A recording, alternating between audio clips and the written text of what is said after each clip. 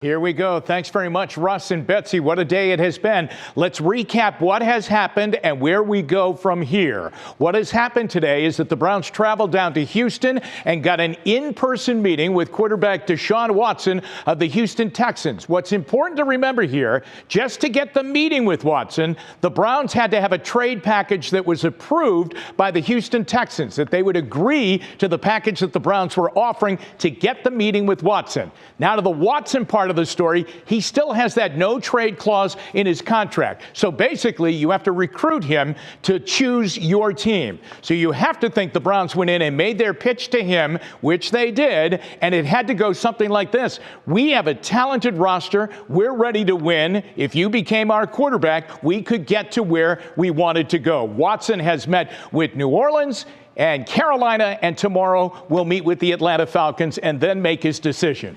Which leads us to Baker Mayfield, who's been sitting silently until tonight watching this unfold. But he went back on Twitter tonight with a lengthy statement that had a tinge of a goodbye statement to it. In conclusion, he writes, "I have no clue what happens next," which is the meaning behind the silence I have had during the duration of this process. I can only control what I can, which is trusting in God's plan throughout this process. I have given this franchise everything I have. That is something I've always done at every stage and at every level, and that will not change wherever I take my next snap. He also went on and said, "I love playing here in Cleveland for the Browns fans," and thanked them a great deal. That has all the signs of a goodbye. This is a very tricky situation right now, because if the Browns don't get Deshaun Watson, they have Baker Mayfield, and Mayfield knows that they're out in the marketplace looking for a new quarterback. Reports tonight say that if a trade is coming of Baker Mayfield, his preference would be to go to the Indianapolis Colts. They need a quarterback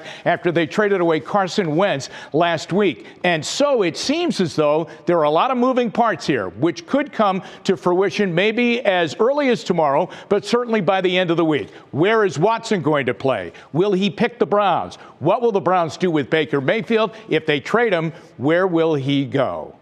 Betsy? It certainly sounds like Baker is saying goodbye, but it's too early to say that so far. Definitely. Okay. Thanks so much, Jimmy. We'll see you again in just a little bit.